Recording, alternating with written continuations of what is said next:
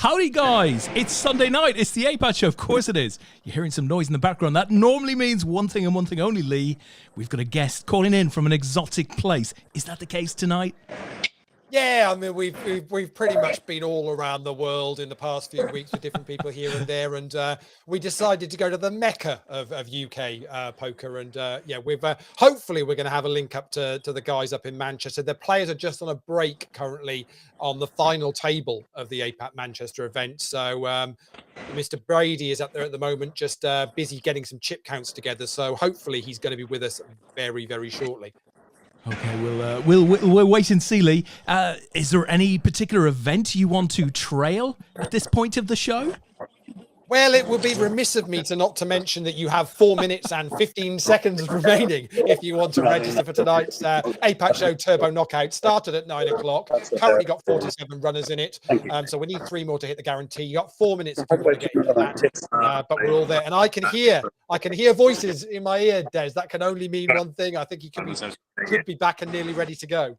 Quite possibly. I have to say, I'm looking at an image here. It looks to be frozen in time and somewhat sideways, which, to be honest, is a low point even for our show. But why don't I put this up and let's see what happens. There we go. It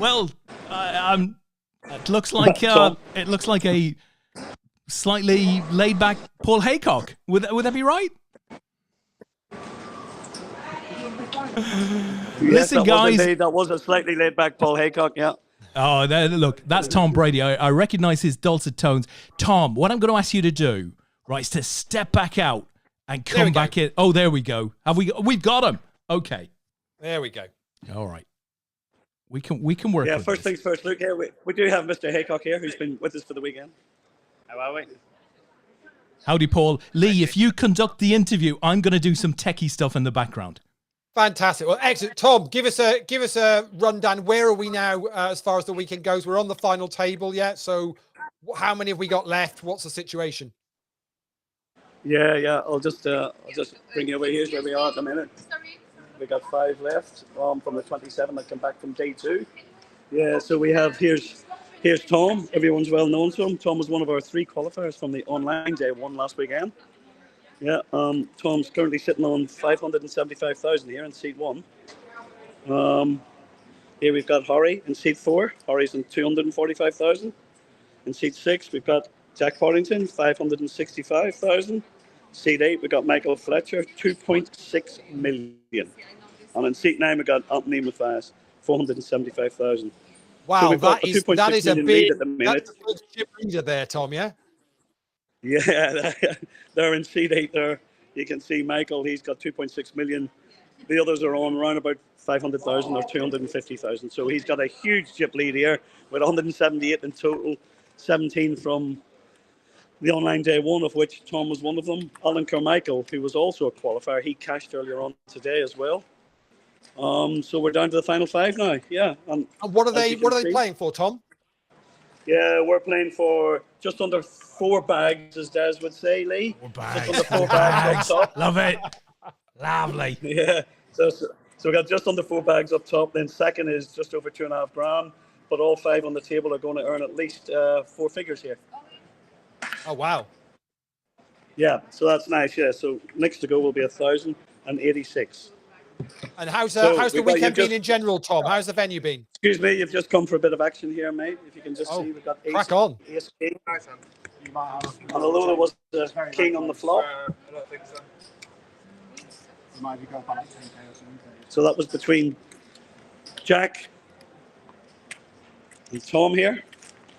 Who had the aces? And we think we're just checking. We're just counting down Jack here with Who are the aces, Tom? Ace King. Tom of the aces. So Tom's. It's a very close count here. And the aces have held, have they? The aces have held. Yeah, Tom had aces v Jack's Ace King, and there was a king on the flop, but nothing further to help Jack. Yeah. So Tom is. This is pretty close count. This is the first hand back after the break, Tom. Yeah. Yes, the first hand back after the break. It is indeed. So this count here from the dealer is really checking how good your chip count was at the break. Yeah. Yeah. Oh, fantastic. There we go. And there we have it. Yeah. And there we have it confirmed. Yeah. Tom had Jack covered. Tom had my count was Tom 575 and Jack 565. Wow. So well done. Yeah, so we're now 400. You know, we're on the medal bubble here. Cool. So I was going to say, Tom, before that hand there. So how's the venue been for the weekend? New venue for us. Obviously, we've been in Manchester before, but a new casino for us. How's it been? Yeah, just let me give you a very quick. So you come into the bottom of Manchester here. You just come in the main doorway. Hey, here you see the escalators, which brings you up to the casino. A couple of flights of escalators brings you up to the casino and the bar. I'll not go around there where all the cash tables are and put them on the screen. But beyond this screen here is the cash tables, and then the tournament tables go down back there. We've got about 13 tables in total here. 2 of them a little bit out of the main area. So really, it's quite a lot of cash game action here. So really, if we're coming here, we're looking at 10, 11 tables at the most, really, so they can still keep their cash game action going. But that's suited as well here. You know, we got 178 in total. It was a great feeling all weekend. We had a small cash game, a small side event earlier. Mr. Pilgrim chopped up for £325. Nice. He finished top. To him.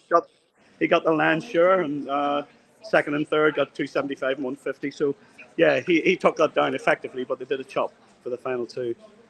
Yeah, so as you can see here, we've just gone to 400. We've got a little bit more action for you guys. We've got Ace 7 and King 7 here. And there's a 6-4 Jack 9-2. So the Ace 7 of Horry. What was the count? 165. Yeah, 165,000 there for Horry. So Horry here, just you can see him with his cap on, a tinge of green on it. Horry gets a double up at the expense. Was that through the chip? Was that chip lead through the chip leader or? No, it wasn't. The chip leader just there right. to the left. Yeah, so chip leader quite advantage here. Still got his big stack, just over 2.5 million. So Tom, when you're all wrapped up with Manchester, you're heading straight off to Malta, yeah? Yeah, I'm going out Malta just later on in the week. Yeah, we got. I'll put a post up earlier. Yvonne out there, Malta Poker Fest. She's got a lot going on. Robbie, as you guys have dealt with a lot over the past couple of years, he's got a horse tournament out there on Tuesday. Sure has, yeah. He loves his mixed games, and he's trying to extend his mixed game festival, isn't he? Which he's run very successfully over in Vegas, and I think it's the first one he's doing in Europe, isn't it? Yeah, that's right. It's his third one in total, I think, and he's outside the one-day horse festival on Tuesday. He's got a 3-day sort of small cash games going at the mixed game variety. Yeah, and then we got the Hand 'em Up Championships is there as well. Their day one is immediately prior to ours. So their day two, we start an hour or two after them, and their day two, we start our day one on Saturday, and we'll play it out on Sunday. Similar to here, we're going to play the 15% of the field and bring them all back in the money on day two and Sunday. Tom, and for those that are fancying, thinking, do you know what? Actually, Malta next weekend, I could do that. Yeah. Is it just a case of they can buy in on the day if they want to do it at the casino? Oh, absolutely. Yeah.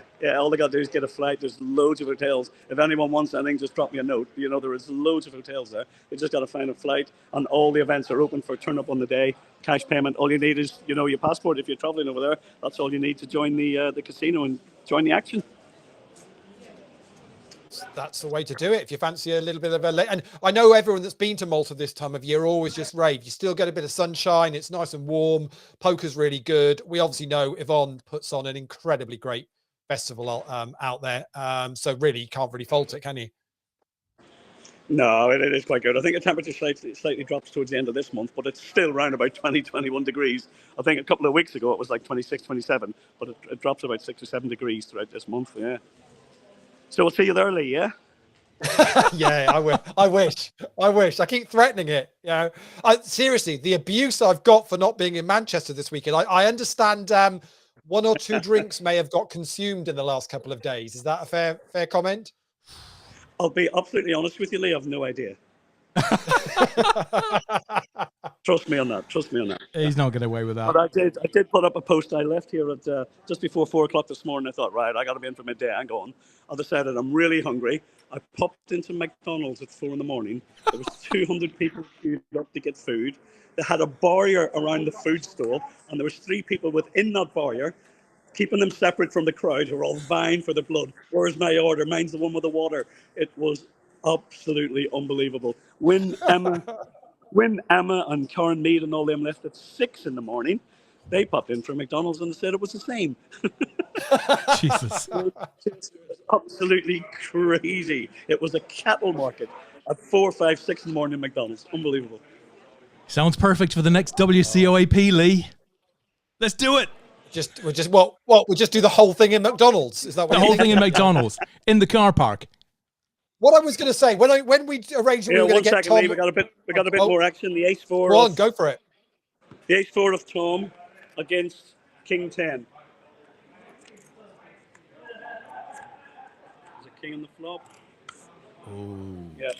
King's going to take Tom's it. ace 4 just loses to the King 10 there. So after losing 165,000 to Harry just a few hands ago, he gets a bit of it back there. Anthony does. He started with 475, so that probably puts him back to the same as the others. I think 3 of them are probably all around about 500,000-600,000. But our chip leads with Michael. He's still on. You can see a stack there. Yeah. Just, what I was going to say, Tom, is I'm in absolute awe of you, because whilst the whole of the country is currently struggling with financial woes and the cost of living and how are you going to put what you can do with the heating, you've got a solution. You're just not at home. That's how you're doing it, isn't it? Apart from maybe popping back to Plymouth just to make sure Katrina had not switched the heating on yet. Yeah. To be honest, mate, the only reason I'm still married is for the past 30 years I haven't been home. That's the only reason we're still together. I'll tell you what, the day I give it all up and I go, that's me, love, I'm home now. That's the time to worry. That's the time to worry. So keep supporting APAT events for the good of Tom's marriage. Yeah, it's what you need to do. Yeah, it's a new message, Leigh. It's a new message. Let's do it. But we did have a couple of old visitors here. I don't know them very well, but you do know them. But Jack and Dawn popped in yesterday. Yes. How are they both? Yeah. JP was here yesterday on Stu and Shug Kearney, on a lot of them they had a little social in the evening and stuff. But I think Jack and Dawn have gone over to Ireland now to see family, and then they're coming back. I think in a week or so, like that, before going back to the States. All Dawn was trying to do was convince me that we need an APAT Ohio there. I think it's definitely a must, isn't it, for some time very soon, if we can get it arranged. Well, I think Dawn's a dealer over there, and I think she actually controls the dealers. Sort of looks after their schedule and stuff. So, she says they've got the venue, they've got the dealers. We just need to tick in the box. Yeah, it was absolutely well. Talking about over in the States, I can see in our chat box, Tom, there's Warren Brooks is in there. He says afternoon all. Well, I know for a fact Warren is currently in Vegas, and he's currently at the Raiders game. No, with, no, Clark, is he? With, John Reese, yeah, they're all at the Raiders game, and we're hoping that we're going to be able to get a call into the show from them during halftime. Oh, brilliant! Stadium is the plan. Yeah, I think Tomo's over there with them as well, is he? Yeah, he is. Yeah, he's over there as well. Yeah. Yeah, very nice. Well, they don't know what they're missing, mate. They're missing McDonald's Manchester. They don't know what they're missing. So how long do we think this final table is going to go on for now, Tom? Now we're down to 4. You're normally very good with the numbers. You'll have done a calculation, yeah? Well, I'll just show you the screen now. I think we're playing roughly around about just over 20 big blinds at the minute. I still think we'll finish between 11 and midnight. As you remember, when we get to the final 3, we just drop the clock down to 20 minutes. So I think it's definitely still, we'll be done by midnight. But there's still, 20 big blinds. Once we get rid of another 1 or 2 people, all of a sudden that shoots up again, doesn't it, to 40 if it's still 28 minutes left at this level. So, yeah, I'll go for midnight. Fair enough. That sounds good. I'm getting a message from Warren Brooks going, it's a good time to jump in. Touchdown, apparently, over in 1-0. Very good. Excellent stuff. Well, I'll tell you what then. I think probably this would be a good time. We'll leave you to focus on this because obviously the guys are on their medal bubble at the moment. What do we want to do, Des? Do we want to maybe try and jump back in with the guys later on in the show if they're still going, or how do we want to play this? Yeah, I think even for an update. So, even if it's an update in half an hour, an hour's time, we can take 2 minutes, right? We can take a quick 2 minutes if Tom has the tech and everything. As long as Paul's phone is still charged, he's there. Yeah. He's got we'll do it from McDonald's. Yeah, that'll work. Yeah. Yeah, indeed. I'll keep you updated, let you know. Fantastic, Tom. Cheers, Tom. Thanking you. Ciao, ciao, ciao. All the best. Ciao. There you go, Tom. Live from Manchester. Who knew? When we started APAT, exactly. We'd have satellite connections with exotic locations. And you say we're going to go to Vegas, Leigh? Tonight? We're going to Vegas? We're going to try the football? Now, the Vegas is the tricky one, right? Because we've tried this before, haven't we? We know what sports stadiums are like, and it's all well and good going, yeah, I'll just call you from the stadium because, obviously nobody else is in that stadium with a phone trying to do anything remotely data related, and we haven't had a chance to test Warren's link or anybody else's link about this. Dear God. So it could be that they literally just pile in and who knows what'll happen. But he's got the link, so it could be that he jumps into. Whilst we're waiting for that, let me run down where we're at with the leaderboard ladders because we're obviously registration is now closed for the turbo knockout that started at 9 o'clock. So we got over the guarantee on that, 51 runners in that. So good luck to all of you playing in that. So Dylan Herbert is out another blaster of a week. Des, basically the guy is absolutely legendary. He's absolutely flying at the moment. Good for him. Top of the leaderboard. He's a step 5er, so you don't begrudge him putting in the effort. And he'd already had 5 cashes this week. Well, he's also cashed in the deep stack tonight as well, so that puts it up to 6. I'd be surprised if anybody catches him now this week. So I think he's pretty much going to be there all the way to the end. Just as I'm seeing a couple of people. Oh my word! Oh, what? Bloody hell, man! We're going to be taken offline, Leigh. Can you hear us, Warren? Yes, but put you on headphones. You're struggling with headphones. That's a slight problem, but that looks incredible. Tell us who's there, what you're watching, what's going on.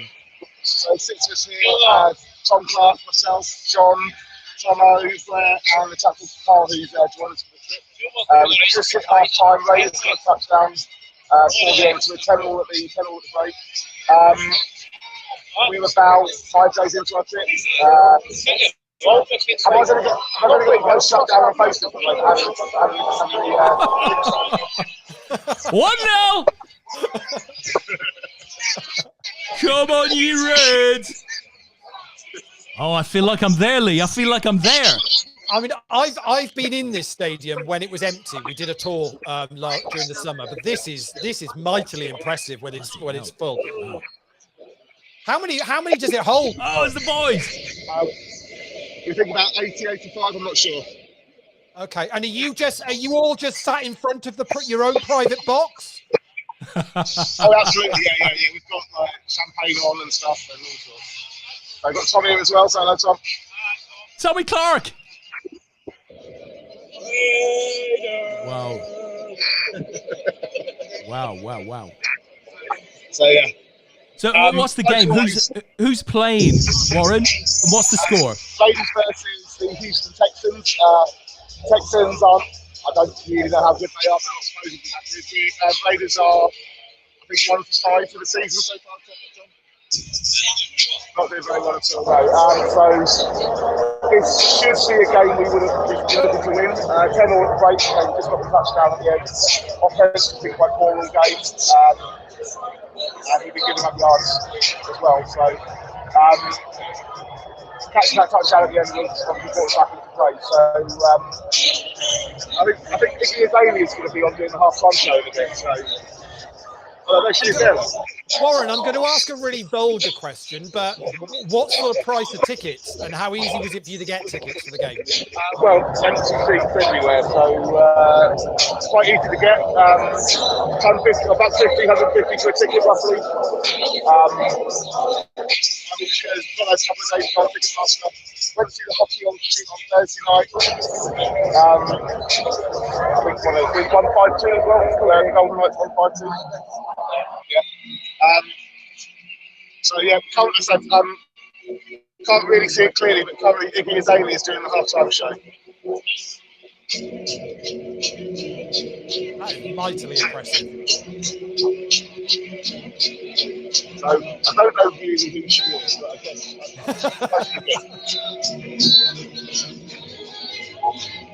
Wow.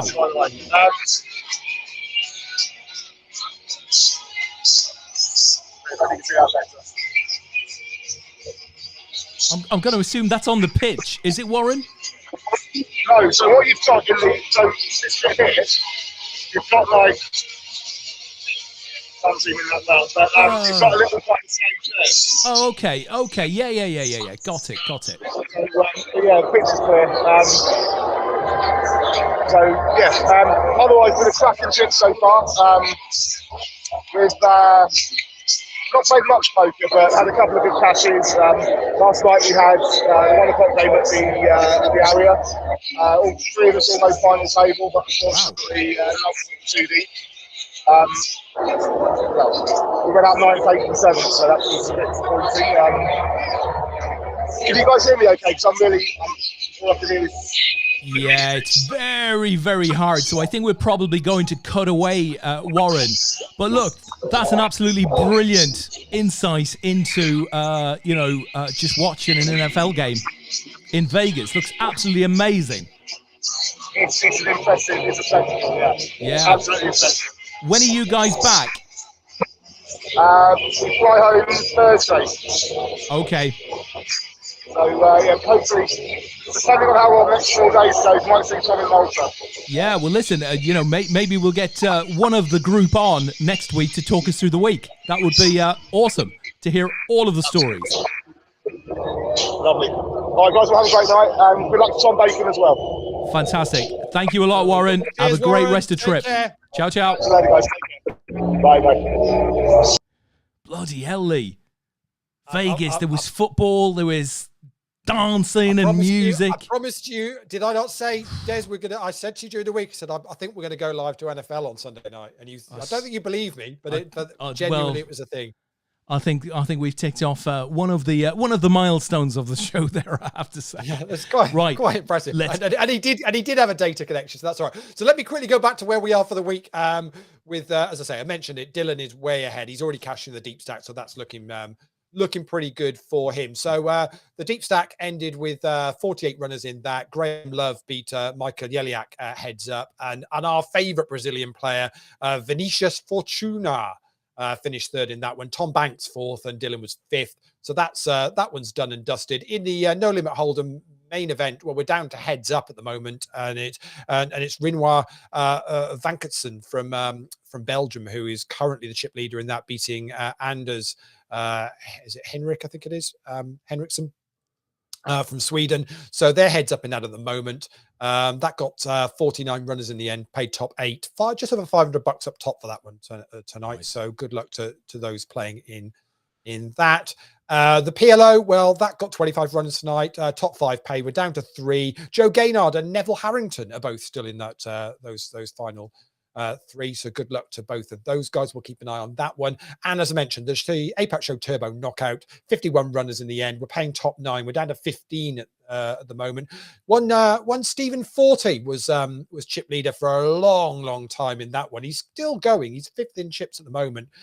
Chip leader at the moment, though, is Brendan Byrne, closely followed by Andrew Drago. Joe Henry's in there as well. Simon Allen is still in there as well. Our favorite German player, Heribert Ipfelkoffer, is still going, and Dan Austin is still in that one as well. So plenty of regular APATers in that one to keep us going. But we're watching the heads up between Anders and Renoir here at the moment. Fantastic. Well, just a ton of stuff happening, and obviously to start the show with a trip to Manchester, followed quickly by a trip to Vegas. It's a bit of an unusual start for us, so we're getting to it late, but let me just name check some of the viewers, Leigh, fans of the show that are out there at the moment watching in, quite big numbers. So of course Simon Lawler is there. He was there early on. Evening to you, Simon. Peter Wigglesworth is there as well. Evening, guys. Evening to you, Peter. Mr. Allen is there also. Evening all. Evening to you, Simon. And Simon went on to say, go on, Tom. I think he's calling for Tom Bacon on that Manchester final table. Down to 4 now, as we saw, Leigh. So on the medal bubble there.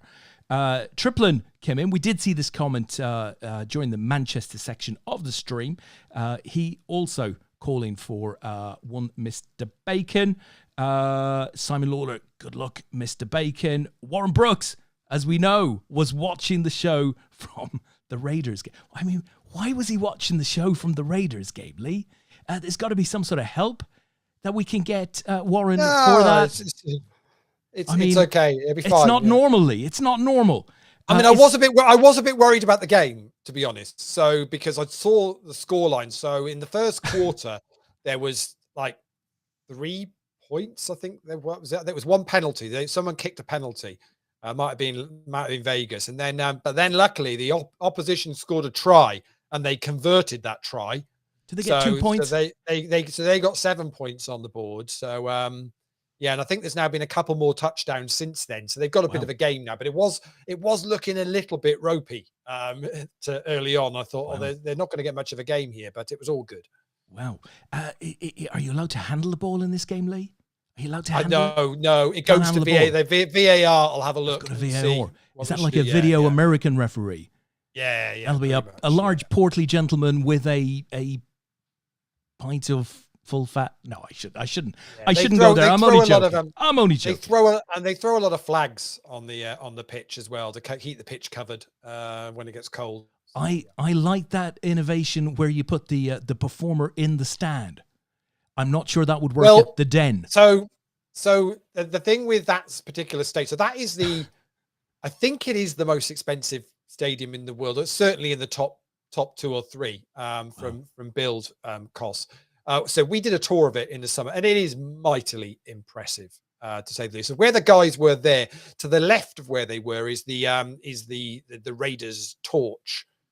which is always lit for matches, and that actually runs through a number of floors on the stadium. So you see it at the base when you go in, and then it's up through, and there's a bar that goes around the outside of it. But so as they were looking on the left hand side, underneath that torch, and on the lower level under this is a nightclub behind the one kind of touchdown zone thing. Obviously, I'm an expert on American football, obviously. Yeah. But there is an entire nightclub there that has DJs from the Wynn hotel that come over and do residencies and all sorts of stuff in there. So that you can actually literally be sat in like a nightclub booth watching the game. Wow. Which stays open after each game. It's open so many hours before the game and once it's finished as well. It is a superb place to go and visit if you're a sports fan of any, just to go and visit the place and check it out when it's empty. Unfortunately, they were laying the pitch when we were there, so that we couldn't actually go out on the pitch itself. Normally you get to go and stand out in the middle and do that as well. But yeah, well worth checking out if you're in Vegas to go and see. Sounds like they've had a good one because they've got to do that. They've also been to an ice hockey game as well. It's one of the benefits. We talked about this with a number of the guys that have been on in the past few weeks, and Pete Wigglesworth, who we were talking about, is going out to Vegas in the fall, opposed to the World Series time, is great if you fancy doing stuff other than poker, because all of the sports franchises are in mid-season. So November we'll go out next November. We've got the Formula One. We'll have the Raiders. Yeah, we'll have that is going to be a crazy time. Yeah, we'll have all of that other stuff going on, right? Is it sometime that they're doing a launch thing outside Caesar's Palace? Is it this weekend or next weekend? Because the US Grand Prix was now, isn't it? So is it next weekend? Yeah, it's next weekend. Next weekend, as I understand it. Listen, I just, when you were telling me about the stadium there, I had this picture of Daniel Levy, right, just stood with the planner saying, hold on now. You want to put a giant torch through 567 seats? I don't think so. Let me get this right. You want a nightclub going out to row one behind the goal? It's not going to happen, right? How many seats is that going to take? That's not going to happen in the Premier League. On the tour, they let you go into the, well, they say it's the box of the owner's executive box. You're not allowed to sit on any of the furniture or touch the furniture or do very much. I'm not sure whether it genuinely is his or not, but it's pretty spectacular. It's just all white inside. It's like a hospital. It's beautiful, stunning place. Absolutely. Well, it's just, what can I say? I'm going to move on quickly. So, congrats on the side event, Carl Fandango Pilgrim from the Oracle. Mr. Haycock says, fully fanboying Tom, so I'm here for all your updating needs. Well, that's nice to hear. Tom's got a caddy. Thank you, Paul. One Mr. 40, who you mentioned earlier was doing well in the poker, says, can we talk about Forest against Liverpool FC football, please? I think absolutely we can. We should move on to that. But you cannot say Notts Forest, right? You can't say Notts Forest. No. That is a big no, right? That is a big no. It's not Notts County. Notts County, not Notts Forest. No, that is an insult, lad. Nottingham Forest, yeah. Honestly, so we might not now be able to talk about the football. Brendan Byrne, who you also mentioned, said best of luck, Tom. Brendan was doing well in that event that you mentioned. Kev O'Hanlon, well done, Carl, winning the side event earlier. Mr. Wigglesworth, prices depend on demand, so I've been told. So I guess that is to get in to see the Raiders. Well, I was quite surprised actually the number of empty seats there for that. Well, it sounds like they've got dynamic pricing. Yeah, and it wasn't that difficult to get hold of tickets for that one. I don't even know what would be the big game. I suppose would it be against the Los Angeles teams as a local game? I don't know whether there's a grudge match or anything like that. So the big game will be against the Reno Renegades. Okay. What? So you know as much as me then, yeah. Sold out for the Denver Broncos game apparently, but Mr. Wigglesworth had 2 tickets offered for $500. So they do sell out. So okay. Yeah. Mr. 40 says Zach Klopp is here. Zach Klopp. Zach, of course. Yeah. Zach. Yeah. You see it? Yeah. You see what he's done there? I do. I see what he did there. And Pete Wigglesworth said second most expensive stadium. Wow.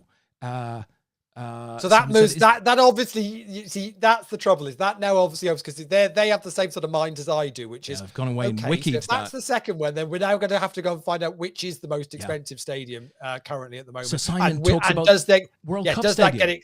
does that get exceeded by something that's been built out Probably for the World Cup? Probably, Yeah. because are they all new out there? I think they are, aren't they? I think quite a few of them are. Yeah, if not Yeah, not them all. I can't wait, Lee. It's less than 4 weeks now.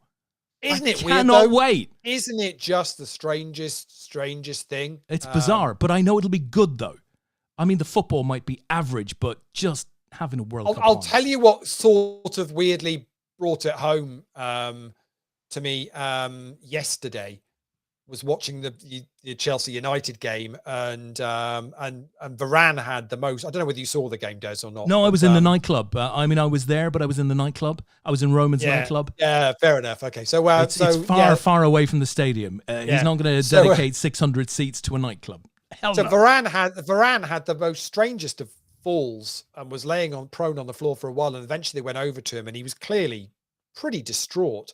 He got up and walked off the pitch, and they substituted him quite quickly. So clearly they knew he knew he'd done something bad. And then you realized and you went, oh shit, yeah, the World Cup. Yeah. And that would be his last World Cup.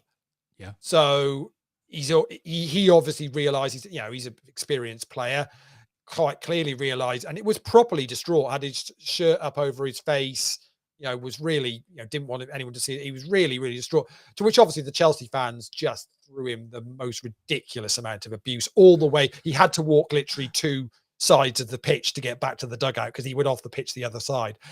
He got absolute abuse thrown at him. But it was the realization that he's not going to get to play in his final World Cup, which is gutting, really. No. I think it's deeper than that, Lee. I think the Chelsea fans were leveling you there.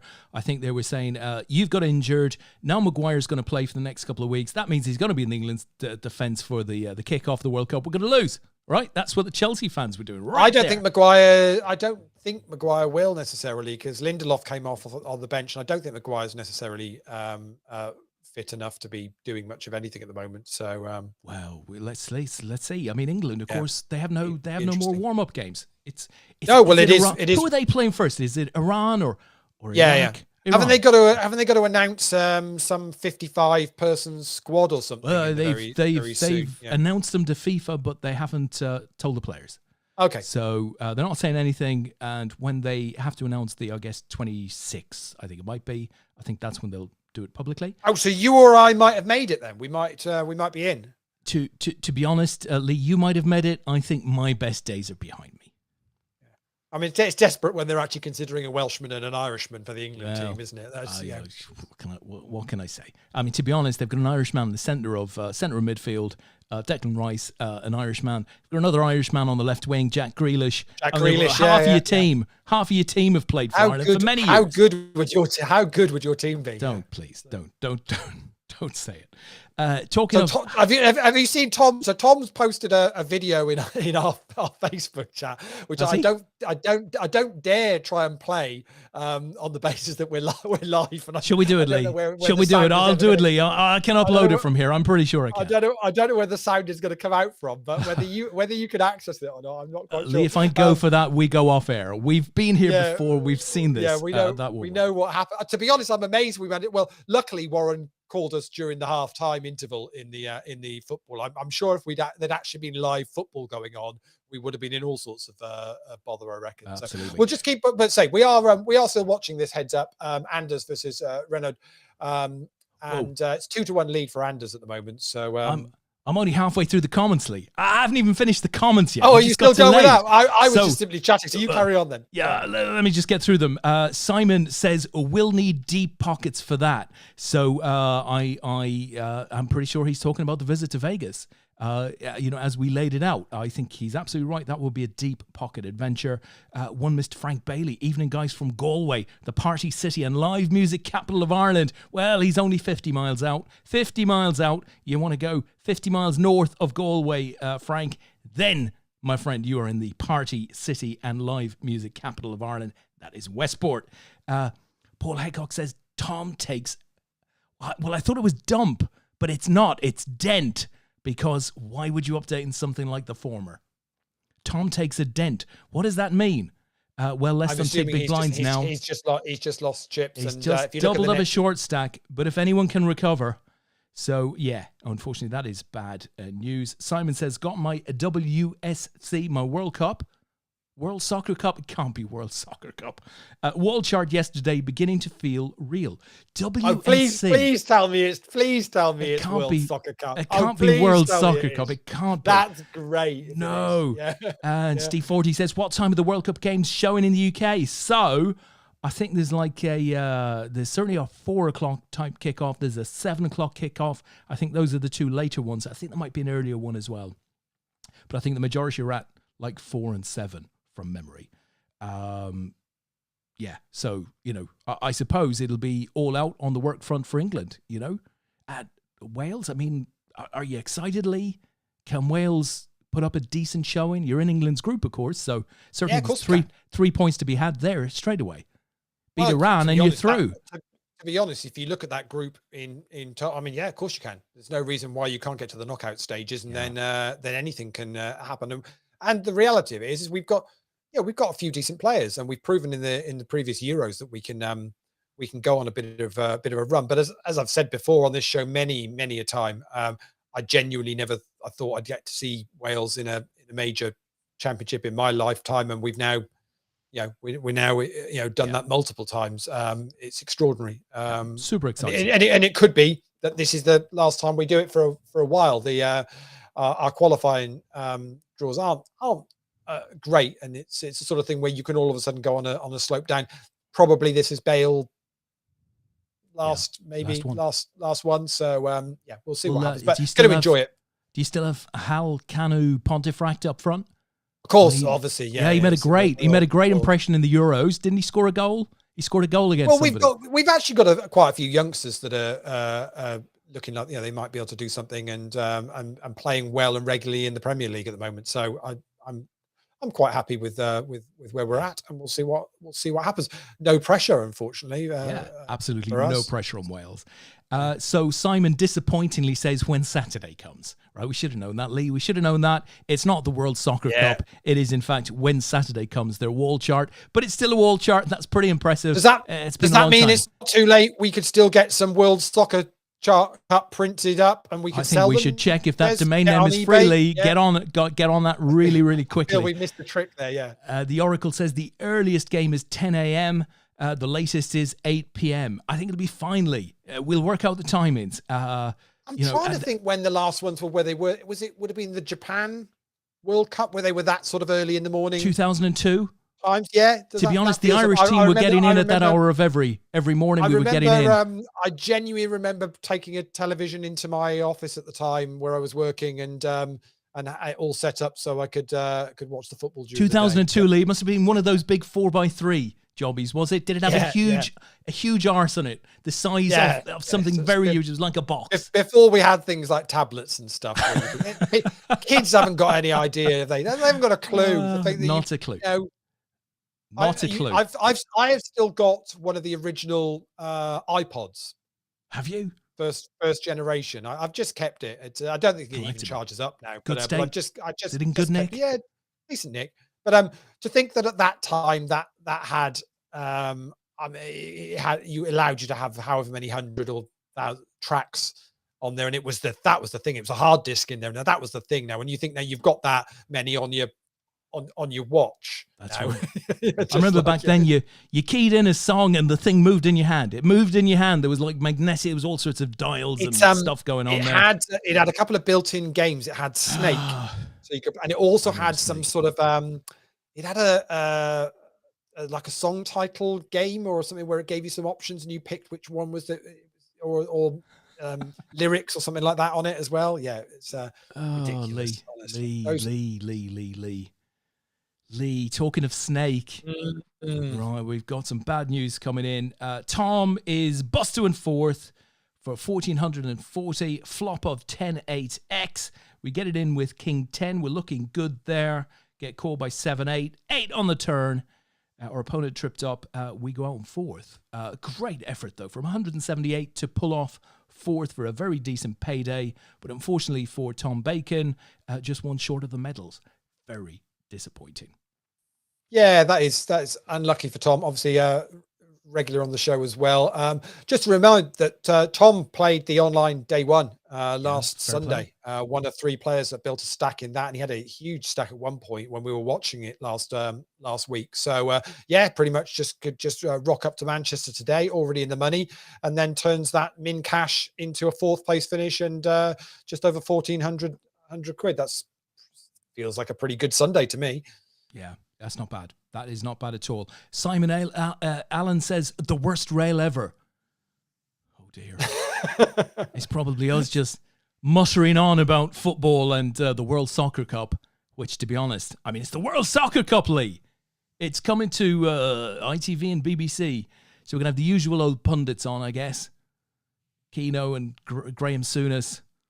Yeah, I'm assuming it'll be. I mean, I haven't even. It is really weird that it's, but we're obviously focusing on there's another 3 rounds of Premier League games before then. There's also a League Cup round to fit in. There's also 2 more European rounds to to get done, and then it's obviously it stops, and you get maybe a 2-week kind of break then before the World Cup starts. I think, isn't it? Pretty much, was it a week? Might have been that. Is it a week, 2 weeks? It's just crazy. To be honest, the more breaks we can have in the season, the better. As far as I'm concerned, you can end the thing now. We can void it and move on to next season. Really, is that genuinely where you're feeling about that? Talking of Premier League football, Mr. 40 says, in addition to an easy 3 points for England against Wales, he also goes on to say, can't Mullen, Palmer and Davies from Wrexham play for Wales? As you'll remember, Steve is watching the, is it Where's Wrexham? Or We Are Wrexham? I can't remember now. Series on Discovery Plus, or is it Netflix? It's on one of those. Knows all of the players intimately now, seen them all living together in their flat on the Barndy Bird Road there, coming out of Wrexham, and suggesting that maybe they could play for Wales. Do you need 3 Wrexham players?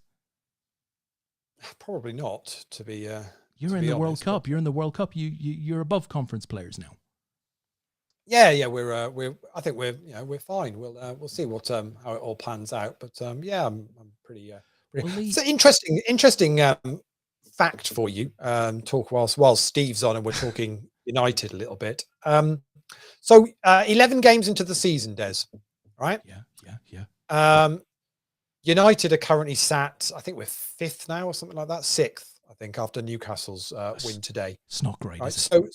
So we've played 11 games. Yeah. We've played all bar 1 of the top 11 so far this season. Really? Yeah. So you've had what might be described as a difficult opening session. So yeah, we played apart from Fulham.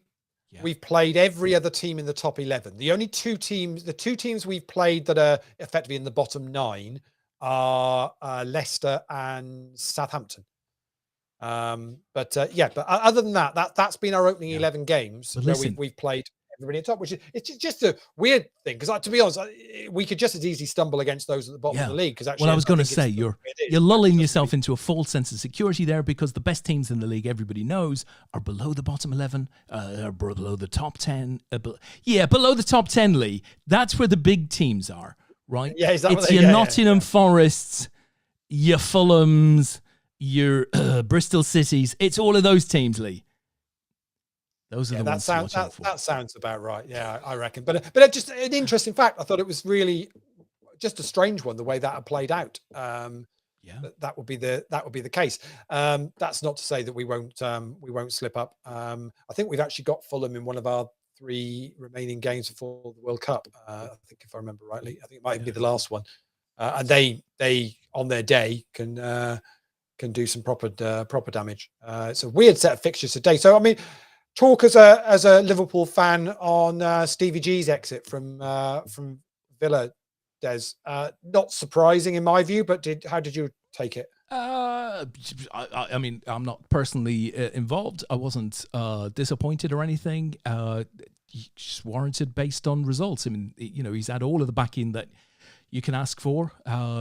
Ultimately wasn't good enough, and I think that was further borne out by the fact that Villa won, 4-0 over the weekend? Yeah, Is yeah. that right? Did they beat Brentford 4-0? Today, yeah. They were 3 up after like 20 minutes or something like that. So, c'est la vie. Didn't work out, I would say. But in the world of football management, I suspect that will just slow him down for a few months. Well, I was going to say somewhere else. Fair enough. It's always been assumed that he would at some point get the Liverpool job.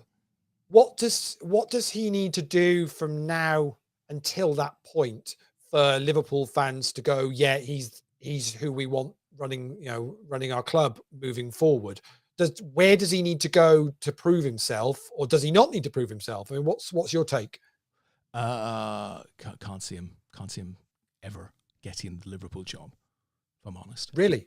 Well, no, because I don't know what his path is. He's not going to get the Liverpool job from, taking over a championship club and gaining a promotion. I can't see him getting a top 5-6 Premier League club. I think he's actually handled himself quite well, right? So that is fine. He is somebody who could possibly go to Germany and take on a German club or something like that. I could see him doing something like that. And if he's, successful there, with one or two European clubs, if that's the route he now takes, then never say never. But I don't think there are too many Liverpool fans calling for Gerrard at this moment in time. Okay, it's interesting because say maybe that's just a view of the non-Liverpool fans. They just assume that's going to be the. Well, there was. I think there's a romantic notion that he would go from having done well with the Liverpool academy to doing well with Rangers to doing well with Villa and jumping into the Liverpool. It's a romantic notion, but it just hasn't worked out. He spent a lot of money.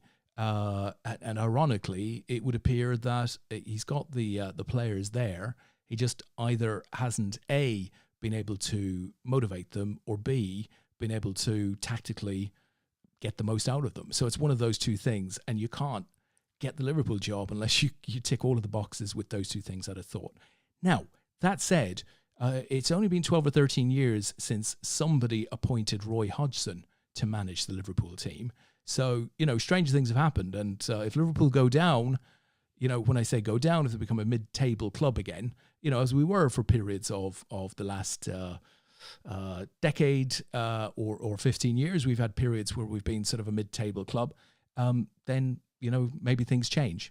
You can't pick your managers as easily then. But I don't see Liverpool ever getting to that position again. They'd have to make some really poor decisions in the way they run the club. I mean, one of the reasons why they've got to where they've got to, Klopp should, deserves a lot of credit, albeit I think I get the impression maybe his time is not far from being up. He's hearing a lot of it, excuses and reasons why it's not going their way at the moment. But I think the way the club's been run and the way you've recruited in the last 5-6 years is the reason, main reason why Liverpool are where they are now. And I don't see that changing necessarily. Moving forward. So even a new manager in would I think if you didn't have City, Liverpool would have won untold trophies, one would assume, over the last 5 or 6 years.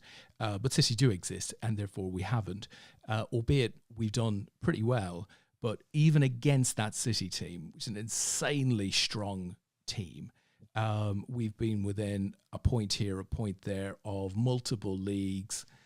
We've lost 2 European Cup finals and won 1. So, it has been an outstanding period for Liverpool. But, right now, they just don't have the strength and depth to be able to withstand losing a Thiago and a Jota and, another. We just don't have the strength and depth of Lewis. I actually think the World Cup is actually going to do you a massive favour, isn't it? Well, it should do, but, most of our players will be off playing it. You might get, with England, I mean, the likes of Trent, Hendo, Gomez might go and not actually play. So, that could be okay. Salah obviously won't play in the World Cup. So yeah, it might help. I think for sure a refresh, a reset period, another preseason for those left behind will probably be quite a good thing. But one would assume that'll be a good thing for the other clubs around us as well. I saw, was it Eddie Howe was defending Newcastle's plan to go off to Saudi Arabia to do some warm weather stuff in December before the kind of launch back up of the league games, I think on Boxing Day, isn't it?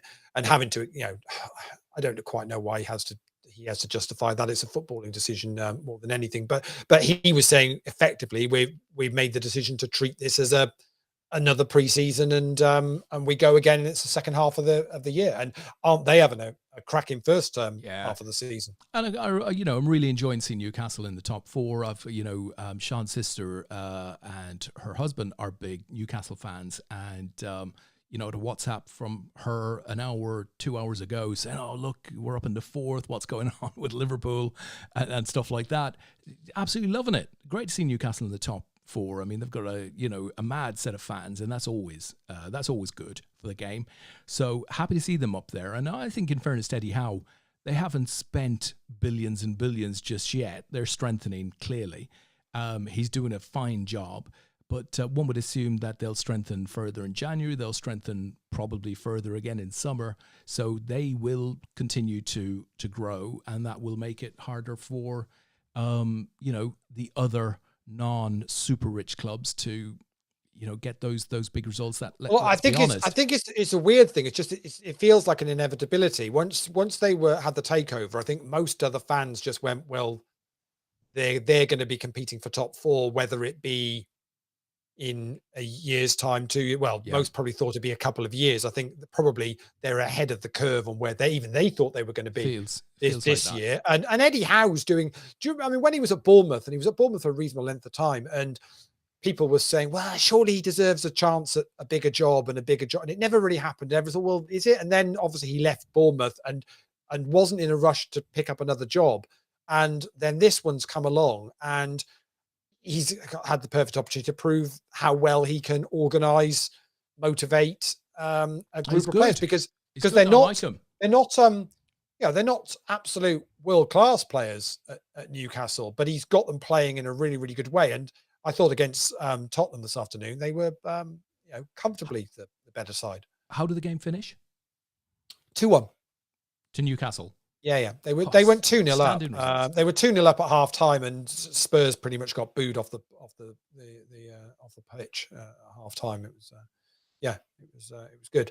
Well, we're on a promise here, Lee. We're on a promise.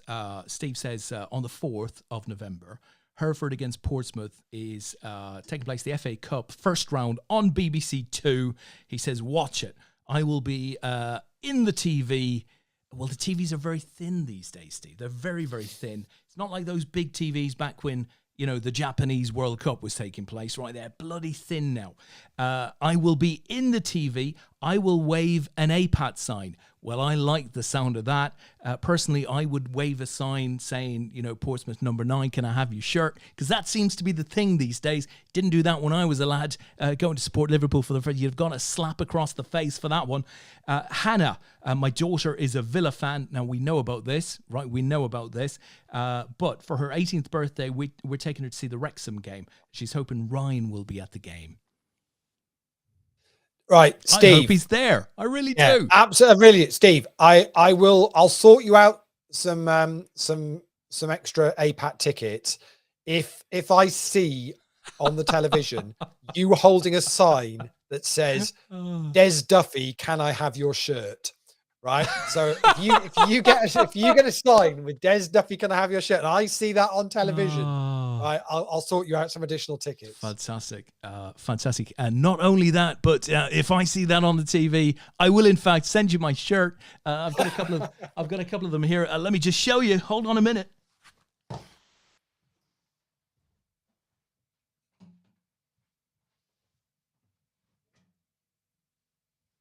Oh, it's like the deathly silence of. Oh, he has actually got plenty of shirts. For your delectation. He really does have plenty of shirts. You could have this one. Right. Oh, that's a nice There one. we That's a go. good one. Right. It's a WCLP. designer You can shirt, have that one. is. You can have. Oh no, you can't have the Liverpool one, Steve. Let's have a look. Can't have that one. Can't have that one, Steve. But I will send you. He wouldn't. I don't think he'd want that one. Yeah. I think he'd like this one. They all like this medal hunting. Medal hunting. Medal Right, hunting. it's there. Nice. So I will send you 2 of those 3 shirts, Steve, if we see you on the BBC asking for Des Duffy's shirt. Love it. Absolutely love it. So let me give you a quick update where we are with the, as it is just nearly 11 o'clock. So we've already just had the 5 to the hour break, and the No Limit Hold'em main event has concluded, and Renaud Vankertsen from Belgium beat Anders from Sweden, heads up in that one. So well done to you. The PLO concluded, and I did give a name check to Neville Harrington and Joe Gaynard. Well, they finished 2nd and 3rd. Unfortunately, couldn't get past Andre Gudic from Slovenia, who picks up the win in that one. And we're on the final table of the final one of the week, which is the APAT Show Turbo Knockout. One Brendan Byrne is chip leader in this one. We've got Andrew Drago on this final table. Joe Henry's there as well. One Stephen Forty is also made this final table. Igor Yamashuk from Germany is on there as well, as is Jakub Lorenk from the Czech Republic. So good luck to all 7 of you remaining. You're all in the money now. So we'll keep an eye on that one as it plays down to a conclusion. And I'd already confirmed earlier on in the show that I think Dylan Herbert is going to be top of leaderboard ladders, as straight away we've got Queens versus the Ace King of Igor, and Andrew Drago is going to add to his stack, and a bounty there as well. So down to 6 in that one. This will go pretty quick, I'd imagine, to its conclusion tonight. Excellent. Let's do it. I don't know. Do you think, are we going to get Tom Brady back? I mean, we can try. Yeah. Almost done. I mean, not an issue. Yeah, we'll see if we can. We'll see if we can get Tom back on for a quick update. I'm guessing. I mean, they can't be a million miles off its conclusion. So Leigh, or maybe the whole place now. Tom Bacon's bust. Yeah, the rails. Everybody's the rails cleared all up. gone. Everybody's gone. They've all gone. Yeah, it's mad. I've seen that happen. It's not good, but it does happen. So Leigh, I'm looking up at the little screen that I've got in front of me, which has the table on it, right? But I've got a light behind it that's very bright now. I'm finding it hard to see the names, so I just had a look at the screen on my right, because it's like the internet. This is going out on the internet. Did you know that? It's going out on the internet, and there's a slight delay, right? So it takes it a while to... Oh, right, okay. I'm not sure where it goes up to, but they say it goes up. It goes up to the APAT satellite, isn't it? That we got Jeff Bezos to launch for us. Yeah. So it goes up there, and then it needs to fall out, come back down, and then apparently it arrives on the internet. So I'm looking at it right now, and I can see it clear as day, but it put a memory in my mind. Who was it that we had on one of the early APAT live shows, who was commentating on the table, but looking at a 30-second delayed stream? And this went on for about an hour until we all figured out that the person was actually commentating on something that we'd all seen 30 seconds ago. Yeah. Took about an hour to figure it out. It might have been Dan Houston. It could have been Dan. Early on. It could, or Scouse possibly as well.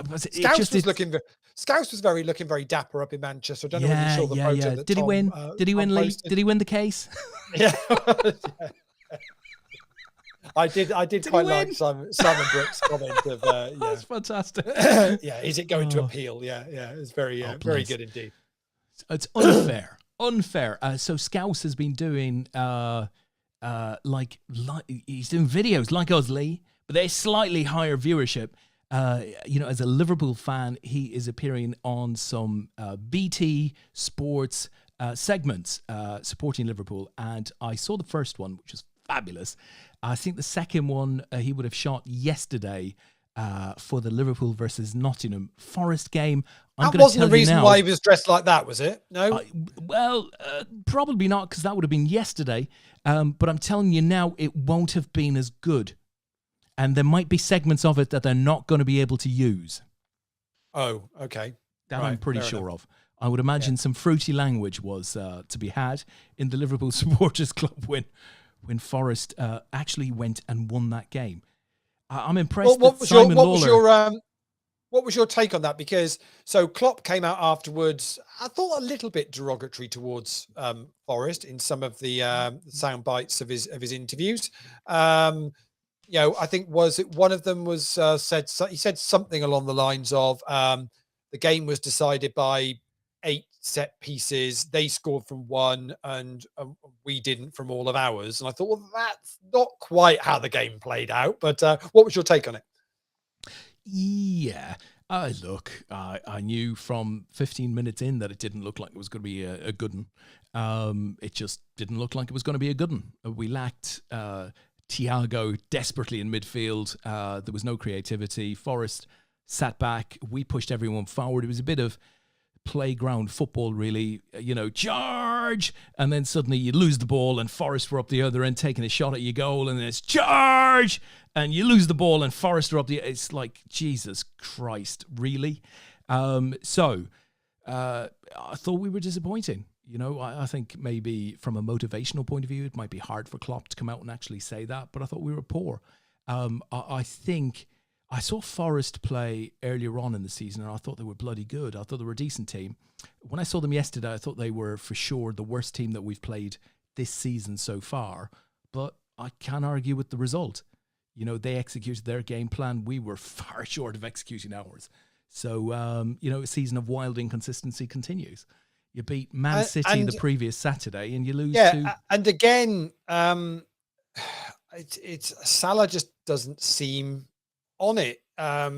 Great finish for the goal against City, and everyone thought, right, he's gonna kick on from this now, but just didn't seem to be at the races. Yeah.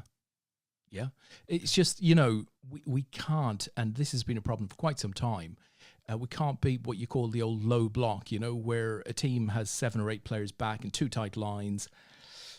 We just struggle to get through it. And, we're really missing Diaz, who would just stretch you on the left-hand side, cuts inside, very prepared to take a shot. We're just missing that. And then Thiago with the through ball, stuff like that, badly missing that. So I'll tell you what we'll do. I'd rather play a decent team. We can lend you Jadon Sancho because he breaks down. He's really good at breaking down a team, beating a player. He's really good, honestly. Do you want to borrow him? It's not a problem. Can we have Haaland, please? Yeah, well, everyone wants Haaland. That one. Yeah. I'm looking at the chances that United are creating at the moment, and I was thinking exactly the same thing, is that if we had Haaland in our team, I'm not saying we'd be up at City level, far from it, but I'd like to think with Haaland in the United team at the moment as the number 9, we'd be dead cert top 4, and heading in a really strong direction. And Liverpool would be exactly the same situation. Oh yeah, but then we also had Jota out yesterday. Nunes was out yesterday. Nunes, I actually think will kick on. He's not going to be Haaland by any stretch of the imagination, not at all. But I think he'll actually turn out to be a really good investment for Liverpool. I feel very confident on that. He just needs to find his feet in the Premier League and in England and with the language and stuff like that. But he's already the fastest player in the Premier League. They clocked him at 38 kilometers in the West Ham game. He is super fast and he's very bright at getting in behind. I fancy us against stronger teams, which has typically been a problem for Liverpool for a number of seasons now. So, Ajax should be interesting on Wednesday. Touch wood, we'll do enough to get a point there, get out of the group, and let's see who we get in the last 16, I'd love another run in the Champions League. I mean, it's interesting talking about centre forwards. And I think my biggest fear for United at the moment, I like the way we're going. I like the way we're playing. We're not there yet. We're not anywhere near the finished article with any of it. But I'm really liking the direction we're going in. Ultimately, Ronaldo's going to be out the door at some point. Maybe January, maybe before then, maybe not until the end of the season. But ultimately, he's going to go at some point. Rashford is clearly not a number 9. Martial can't be relied upon from an injury point of view. And my biggest fear at the moment is who is out there that United could sign that would potentially, I don't think you're going to find another Haaland anytime soon. Well, that's but who is out there that Well, you have to compete? It's difficult. That is the beautiful thing about the World Cup, in that it will throw up 2 or 3 names, 2 or 3 players who will score 6 goals, be in contention for the Golden Boot. 1 or 2 of them will be unknown or, largely unthought of at that level. And they'll always be contenders.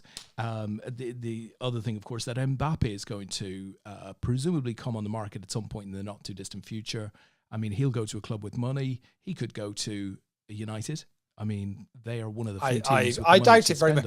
I mean, I think the other thing about Haaland, what it makes you appreciate is, you think how many strikers have come into the English Premier League with a reputation of scoring goals? But none of them have come into a team like Man City. But not many have come in and actually hit the ground running quite the way Haaland. I mean, I think Nunez has got the potential to be, a superb player for you guys. He just needs to get games and consistency and also have fit players around him to do that. I'm sure if Nunez had gone into the City side instead of Haaland, he'd have already bagged, probably, heading towards double figures already this season with the chances that they create. Yeah. But you do wonder kind of, well, you're having to take a punt on that player and that falling in well for that player. And there aren't many out there. It's strikers are difficult to find those that are really going to hit, 20 plus goals a season for you. It's a tough one to find those type of players out there anymore that can do it. You look at Kane. I mean, Kane's a fascinating one because here's one for you, Des. So could Kane conceivably end up being the all-time Premier League top scorer and never win a trophy? Yes, conceivably, absolutely could, yes. Albeit in saying that, he showed a tremendous appetite to get away from Spurs last season. Was it? But he's 29 now. So he's about 60-something odd goals off Shearer. So the assumption is he's going to do that in 3, let's say 3, maybe 4 seasons. A new contract? He did. I'm pretty much sure he did. So he's then going to be 30, 32, 33. I don't know. Does his game allow him to be playing at that sort of level? But is he going to be in a team where they're going to win a trophy? I mean, he could conceivably end up being the which seems an incredible thing to say. And with a team that's never won a trophy, during his time there, it would be insane. I think the closest they obviously got the runners up in the Champions League. I think they've had a couple of League Cup. Just did they the get to a Champions League final? Yeah. Did they? And I think he was runners up in the League Cup a couple of times as well. That could be it. That could be the best of that a player of Kane's caliber, goal scoring caliber, gets to. Which seems insane. I don't know about the League Cup, but in the Champions League, you do get a silver medal. Oh, it was nice. Yeah. That's a trophy. He also was, because I was looking at his Wikipedia page earlier on, I think he was, when he was on loan at Millwall, he was Millwall Young Player of the Year once. Does that? I think you get a trophy for that.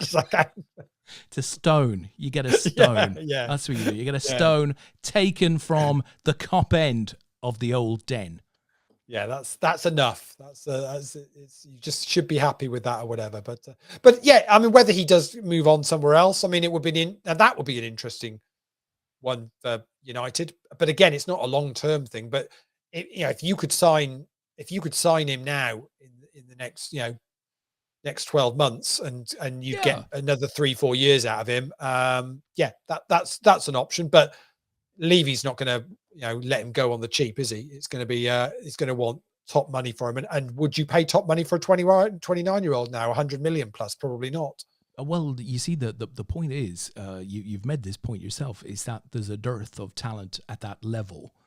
You might have to, because if you need a top striker, there aren't that many of them out there. And that's the thing that United will need to step up. When does Bruno Fernandes come back from his loan move? His loan move? Yeah, he's gone out somewhere on loan, hasn't he? Really? Oh, I'm waiting for the punchline here. Yeah. Well, he hasn't played. He hasn't played for United for a while, has he? That's the way it's done, guys. That's the way it's done, right? Smoothly. You've got to be disappointed with his form, though. I mean, he was an outstanding player for United until Ronaldo showed up. And then it was like he wasn't even the biggest Portuguese name in the team. And it seemed to weigh down on him. Yeah, but you take you take midweek against Tottenham, probably, maybe in the top 3 players on the pitch. Okay. So you feel he's coming back? Oh, well, no, he is. It's not a coming back thing. It's I've talked about this on the show many, many a time, how different a side we are when Ronaldo's not in the team. Yeah. You have said that. Unbelievable. Unbelievably different. We absolutely demolished Spurs during the week. Players just, it was superb to watch. Really, really good game of football. Spurs didn't really turn up, but actually United from the off were absolutely there. We could have been 4 or 5 up at half time. Absolutely. Wow. And Bruno was phenomenal. Absolutely. And his finish for his goal was Are you exquisite okay? finish. Are you okay to talk about him? Why wouldn't I be? We don't talk about Bruno. No. Really? Wow. I got an 8-year-old in the house. Well, what do you expect? That was the big song of about 3 months ago. I wouldn't have a clue. You knew what I was talking about. Wasn't even that good a rendition. Yeah. But yeah, it's all good. I mean, my concern is over the likes of Rashford missing a lot of chances. Jadon Sancho just doesn't look on it at all. At all. He was the one player midweek and again against Chelsea. I'm not quite sure why he's starting at the moment. He just doesn't look right. I think if Martial was fit, Rashford would play on the left, Martial through the middle, and Sancho would be on the bench. And that's a weird one because now he's had a good chunk of time since we signed him now to make a difference in games, and he's just not really doing it. It's a very, very peculiar one, but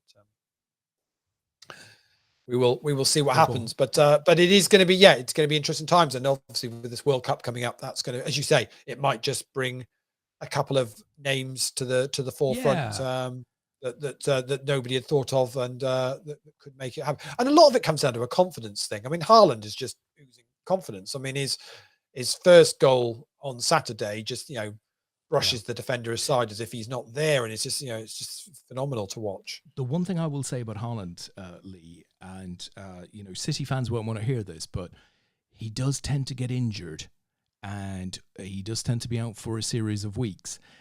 So I mean, I'm not sitting here waiting for him to get injured, but I don't know whether that's something related to his movement or his turning or his pace, or I don't know, what the thing is, but he does seem to get caught out. So we're only in mid-October. They need to keep him fit because they are conceding goals at the back. Yeah, I think, but I mean, this is the frightening thing is you just look like they're going to score. Was it, who was it? It was Patrick Leonard, wasn't it, that had a bet on Haaland getting, was it 40 goals? I think was the bet that he'd get to 40 goals. Happy days. Which is, so it's frightening. But yeah, we'll see what happens. Interesting. Simon Lawler's approach on the view on the Forest game. Klopp is such a bad loser, embarrassing. Yeah, I won't disagree with that. But also says he thought Forest were pretty bad though, and still on course for a 17th or 20th in the league at the end of the season. I think Cooper's finally finding. Yeah, I would agree. He signed so many players, and it's taken so long to actually work out, right, how am I going to put all these into a formation that's going to work? They certainly look far more stable at the back, although how did Virgil van Dijk not score at least one of the sort of 3 that he had? I mean, the free header at the end was just ridiculous. But there's nothing you can do about it. But Forest did, defending wise, has still got a little way to go. I think the disappointing thing is some of the big name players that Forest have signed that you thought were going to. I mean, Jesse Lingard's been really disappointing so far this season. Yeah, agree. When I've watched Forest play, it's just done nothing. And to think that he went on loan to West Ham and was absolutely on fire, came back to United, was going to be given a chance, and clearly just wasn't going to do anything. I know he was a bit annoyed about the end of the season when he was allowed to go and didn't get to come on the pitch and all that. But actually, he didn't do anything to deserve it. When he was back wearing a United shirt, he just couldn't be bothered. And it looks like it's the same thing again. He's gone to Forest now, and you thought, well, he's going to really impress and show what he can do and be one of the best players in a probably an average to poor Premier League side, and he's done nothing. Just not interested. Yeah, he should have gone back to West Ham. I think the feeling was he took Forest to get a 6-figure weekly pay day or whatever the hell it was. He should have gone back to West Ham. He was, he'd earned his respect there. He had a great season on loan with them, and he'd have been welcomed back there with open arms. Instead, he's ended up as one of, a very, very large, fresh new squad at Forest. They're all struggling to find their feet. And naturally, he was going to struggle in that type of environment. The scary thing is, I don't know whether you've just seen Simon's latest post. Yeah. Like 15 more in the January window. That is a scary. I mean, how much is the owner worth? I mean, surely at some point the spend on players is going to cause them problems with financial fair play, but is he, how wealthy is he? I've no idea. Did I hear something like 10 billion or something? Surely not. Oh, really? Oh, wow. Surely not. No, I mean, I must have made that up. But clearly he's wealthy enough to buy a lot of players. He's already bought a lot of players. But the problem is they're not outstanding players. They're probably good, honest pros that you're quite right. Steve Cooper is now beginning to figure out how to lay his team out. Forward the back seems to be the way to go. They're certainly defending better. And that Iowa, I can't think of his. He played for Liverpool for quite some time, or he was in the academy. Yeah, because he didn't really celebrate the goal. He was a bit, fair play to him. I respect that. It was. I didn't know whether that was just a VAR thing or whether I think it was genuinely with a bit of respect to Liverpool. I think, did you bring him over from Nigeria in the youth setup? Yeah. I think Yeah. And I thought he was, he was okay, but just didn't work out for him at Liverpool. So glad to see him doing well. Steve says, anyone watching the Cricket T20 World Cup? Didn't even know the T20 World Cup's on. Is that on? Is that a thing? It is. Yeah. I mean, I don't know what you're like with the Cricket World Cup. Well, I like a T20 whichever World variation.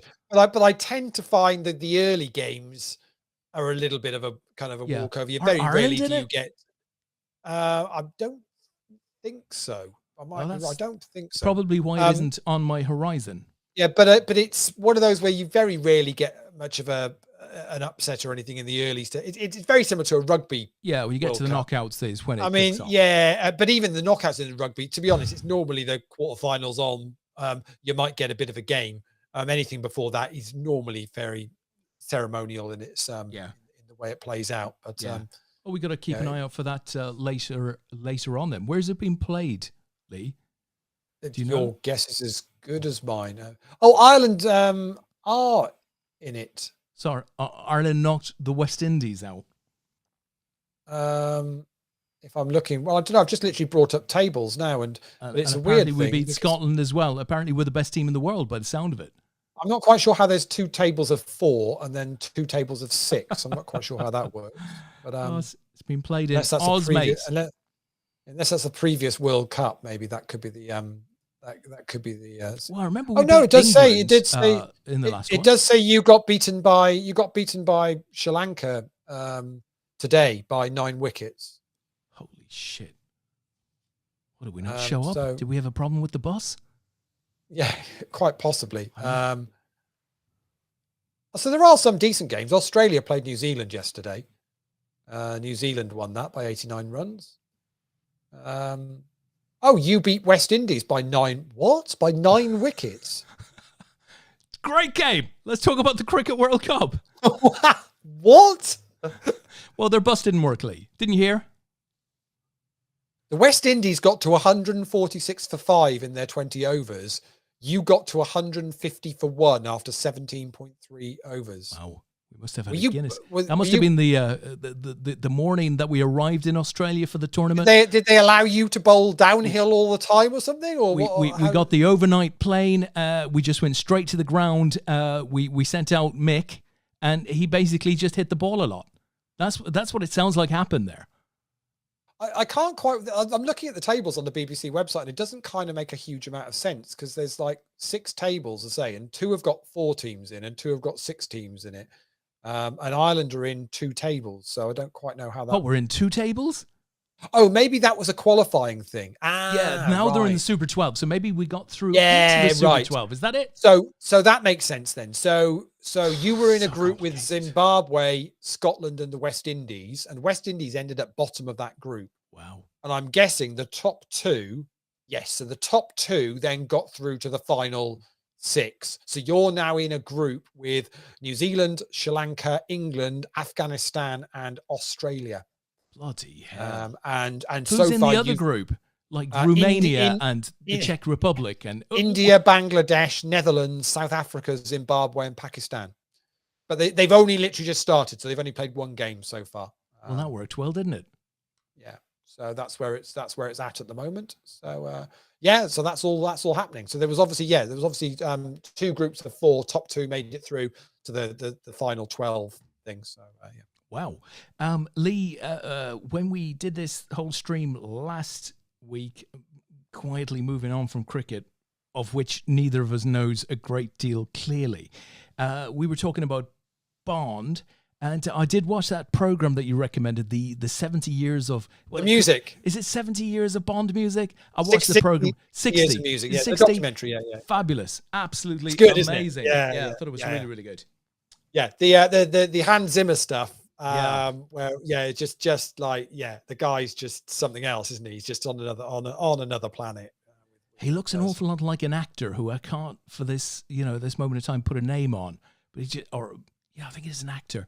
But yeah, it was just outstanding. So much great music, but it was interesting to just hear how they arrived at the point where now they're weaving the main song into all parts of the movie and stuff like that. Very, very good. Yeah, no, superbly well put together and well worth watching. I mean, I suppose we should briefly talk because we're currently 3-handed in this final tournament of the day, and we are getting information from Manchester. Tom is sending through some bits and pieces for us, but I'm not sure how much we can actually get up. But I've seen a picture of somebody picking up a bronze medal, so I think we could well be heads up in Manchester at the moment. Whether we're able to get back there or not, I'm not quite sure, but we'll see if we can do it. I think it's the gentleman that was in seat 4 with the baseball cap with the green. You can see bottom left of the screen. So he's finished in 3rd place. So well done to him. But just before we came on air, bit of political news. I don't know whether you picked up on this. No, you've not picked up on this. So obviously they're vying for who's going to be the next prime minister, and I think Penny Mordaunt had already announced, and Rishi Sunak announced earlier on today.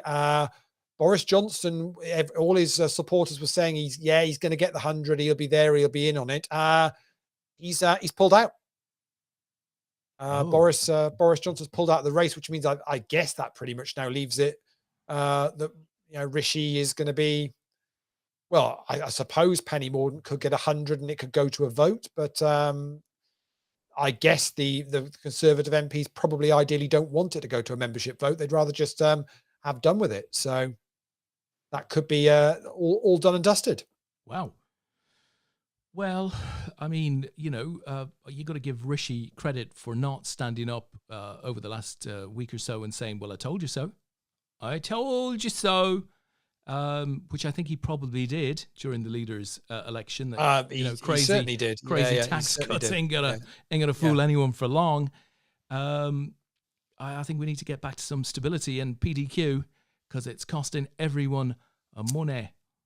Yeah, the interesting one, I guess, with it is you kind of feel that he's basically going to have the job for a couple of years. And he's going to have to do a hell of a turnaround to put the Conservatives into a position where they could win the next general election. I think they're now that far. They're now that far down. It's going to have to be a serious turnaround of perception from the general public.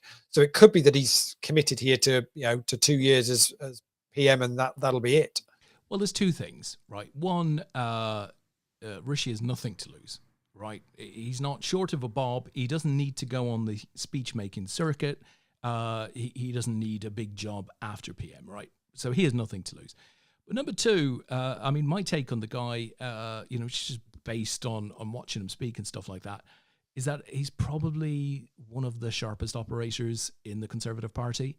So I suspect that if anyone can actually work out a sensible plan that might work, he's probably one of them. I also suspect that he's not a bullshit taker, that actually he'll have a straight team around him, and the freeloaders and parasites of the Conservative Party will probably get pushed to one side within the next 2 years. So he might be the best chance that the Tories will have to actually get through a general election. But whether he even is good enough to be able to make a difference right now is hard to say. But you have to say there's just not a lot of engaging politicians out there at the moment. I mean, I feel pretty, for the youth. We've talked about terrible. this on the show that it's a general lack of leadership. It's not a great and not just in this country. It's a worldwide problem. When you see who our friends across the pond getting to choose between to be their president, it's not great, is it? Really? No. So very, very. But obviously, will be good for this show if one Trump can get back in at some point, because that'll give us something to talk about, won't it? So. I know you're underselling there, Lee. It'll give us a lot to talk about. There'll be a lot to talk about if Trump gets back in. A hell of a lot.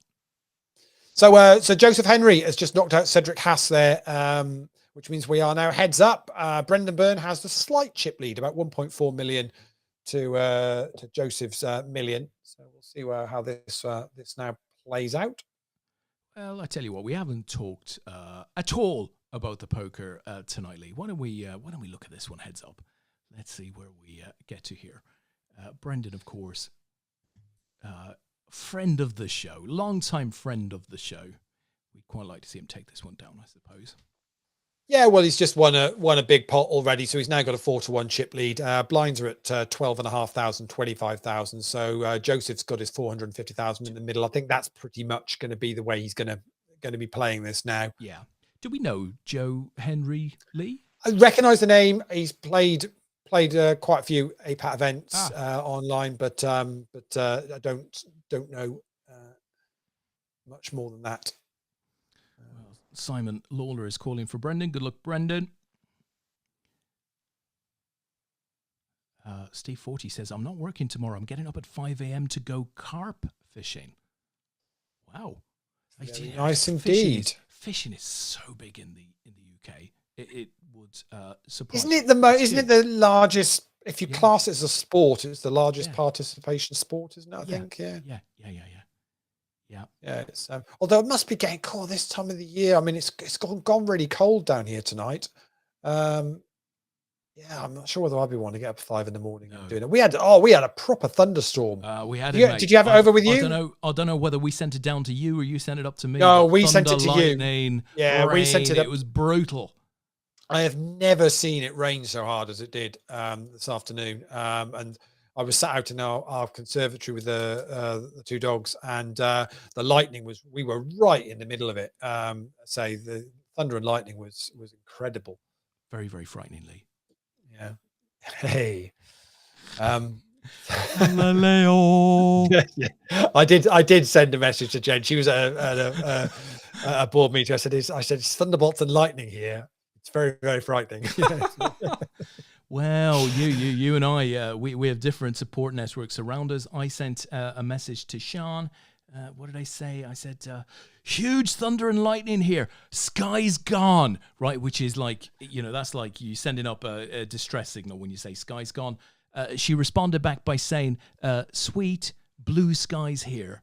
I mean, she's in North Wales, for God's sake. What she's you not get in North Wales, it's nothing wrong with that. It's unbelievable.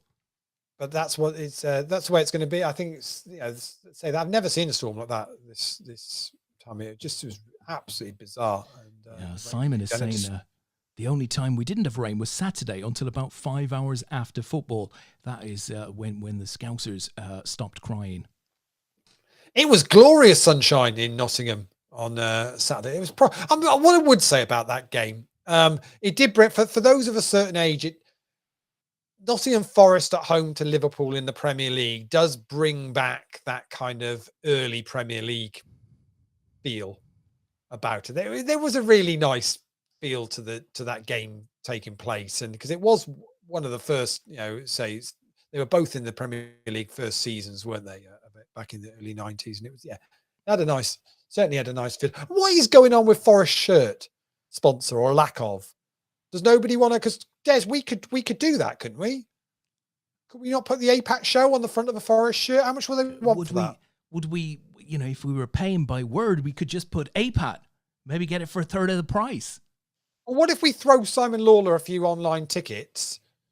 Could he get that sorted for us? Go down to the City ground, right? Wear his best Brian Clough sort of green top and tracky bottom, right? Because you want to engage them emotionally when you walk in there.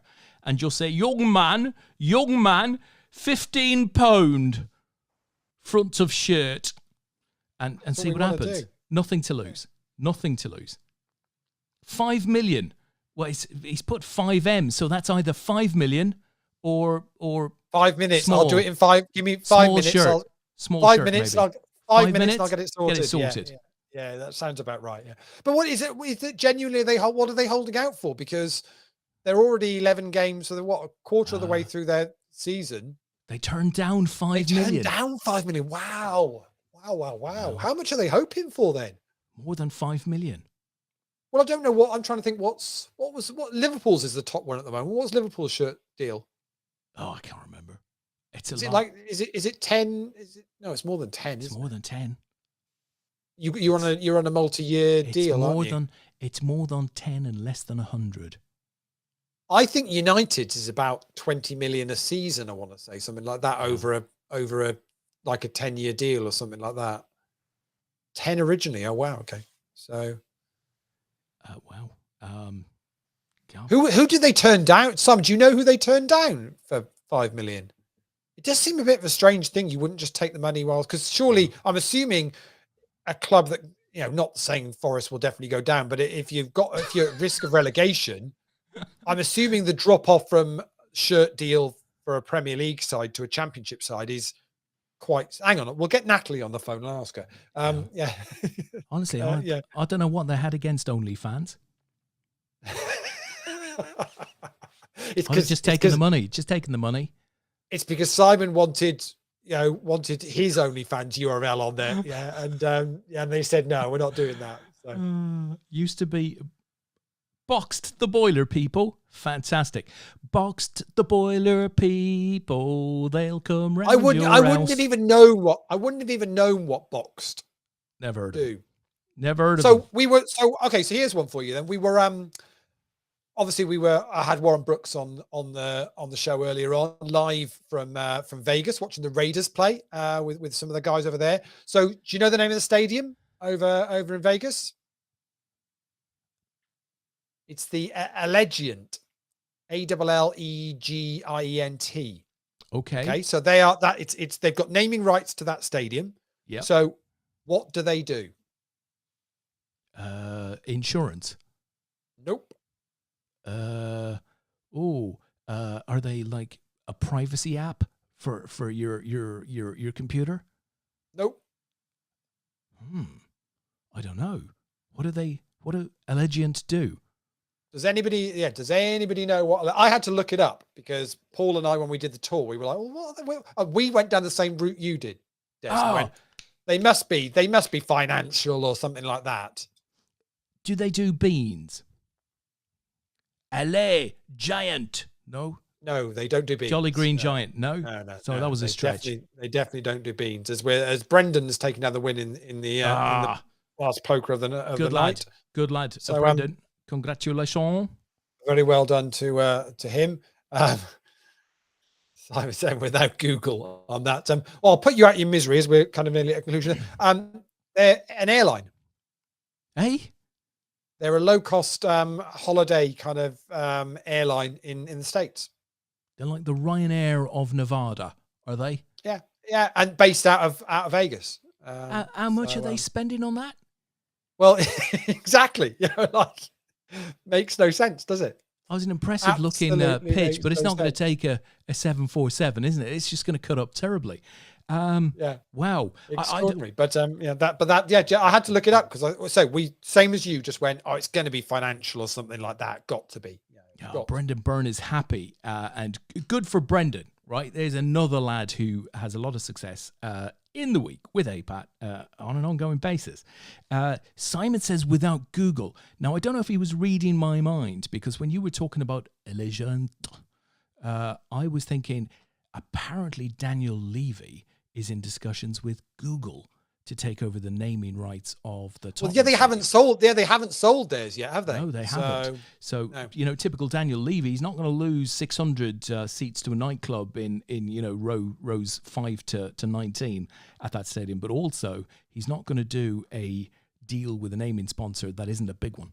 So the rumor has it was Google. It's an interesting one because they've talked about United saying, well, we could, if we want to get a new or do work on the stadium or whatever it is, well, you just sell it off, keep Old Trafford, but put something else in front of it. I mean, how would you as a Liverpool fan feel about Anfield having a brand attached to it, naming rights, if it brought more money into the club and allowed you to spend bigger? I wouldn't have an issue with it, but I think my understanding is that if they did something like that, it would they'd retain Anfield, but there would be an integration of a sponsor's name within it. I wouldn't have an issue with that. I have to say, if it gave you 100 million or 200 million or whatever it might be. Yeah, I think it'd have to be a fairly significant deal, but it seems to be the way forward, and a lot of the clubs are doing it, and I guess. United and Liverpool are probably just a little bit behind the times at the moment on that. And you're right, Levy will hold out for the right amount of money. And if Google want to do that, and some of these big brands, I'm amazed Apple have never actually gone into sports sponsorship in any way. I agree. They've got more money than they know what to do with. So I could see a big car manufacturer, maybe taking out a big stadium deal, Old Trafford, for example, the Lada Stadium, Skoda. What you see was Barcelona have got a deal with Spotify now, haven't they? That's right. Yeah, which is huge. Have you watched that thing, Lee? Have you watched the Spotify thing? No. How amazing that you mentioned it. I watched it this week. It's a mini series. It's on either Prime or Netflix. It's on one of those. Okay. So I've got 4 those. to 5 to 6 episodes. It's one of those. It's fantastic. It's the Spotify story, and it's told in a very innovative way, and it's brilliant. You'll love it. Look out for that. I will check that out. So with Brendan Byrne beating Joseph Henry heads up in the Turbo Knockout, it means I can conclude the results for week 78 of Leaderboard. Every time it makes me smile when we start to learn 78, and we had a break in between that, or 2 breaks in between that as well. We have been going strong for a long time with Leaderboard Ladders, as Frank Bailey in the chat there saying well done to Brendan, and so Dylan Herbert, as I mentioned, 6 cashes this week. A lot of them only min cashes, but it still got him 205 points for the week. Graham Pound, who actually only had 2 cashes this week, got half of Dylan's points. So actually he had 2 decent cashes. So he's in the top 5 as well. Shug has made it into the top 5, as has Richard Rudling-Smith, as has Tom Banks, friend of the show, who he's assured me he's going to find a free Sunday and come back on and just fill our world with facts and stories and all sorts of other amazing stuff. So well known. Brendan's win tonight, that got him into the top 20. He was looking a little bit touch and go there, but he's in the top 20, so he'll be up to step 3 next week. Everybody else in the top 20, though, no worries. Di Farrell has made top 20 again, so she's up to step 3 next week. So well done to Di. Di managed to do that with just the 1 cash. Well, she's been in this Manchester, week, hasn't she? But it was a decent cash earlier on in the week, bagged for to her. 60 odd points. That was more than enough to do that for us. So we go again, as they say. Leaderboard Ladders starts again tomorrow night. 2 tournaments a night, 7 o'clock and 8 o'clock, $11 at 7 p.m., $5.50 at 8 o'clock. And then on the Sunday, we had an extra 2 in. So that makes a total of 16 tournaments for the week. If you cash in them, you earn points. We do the rest. Get yourselves on the leaderboard, top 20. You get added value tickets, work your way up the steps and get some serious cash. Dylan Herbert has just picked up 3 lots of $55 tickets. So $165 worth of added value this week for playing Leaderboard Ladders. So sweet. Leigh, Donkajun, thank you very much. Thanks to everybody who's played the tourneys. Leigh, it's not that we've been running these events for 72 weeks. It's that some people actually tune in here every Sunday night and have done for 72 weeks. I mean, what the hell is that about? Thank you to everybody who played this week. It all kicks off again tomorrow night, as you know. Leigh and I will be back next Sunday night with maybe a guest. Who knows? We will see. Hopefully we will. Certainly to bend your ear on sports and TV and poker and a bit of politics and all of that sort of stuff. Thanks to everyone who watches this on YouTube and Twitch and the APAT website, not just Facebook. We're everywhere, like a bad smell. And we should say thanks to Tom and Paul for calling in from Manchester and giving us an update on that. I think their head's up there now. Tom will post the results of there. And a huge thanks to Warren and the guys out in Vegas that during the halftime show of the Raiders game decided they just call in and talk to us on the show. Brilliant. Just absolute legends. Enjoy the rest of your trip, guys, and a safe travels back. And we'll hopefully get you guys on the show in the next couple of weeks. Fantastic. So everyone, have a great week. See you soon. I'm not going to have a ton of bluffs, so I definitely need to size down. When you have very little bluffs, you want to size down because you can fit in all of your bluffs with your value range comfortably without a big bet size. I had been banding about in my mind over creating a really long form vlog for this World Series. We have a Bundesliga professional footballer in there. I'm not going to say any more, but he plays in the Bundesliga. I mean, the last tournament I played was the £1 million buy-in that in London. And, It's about looking at the data and the stats. Okay, so there's a guy who aspires to be a fighter pilot, right?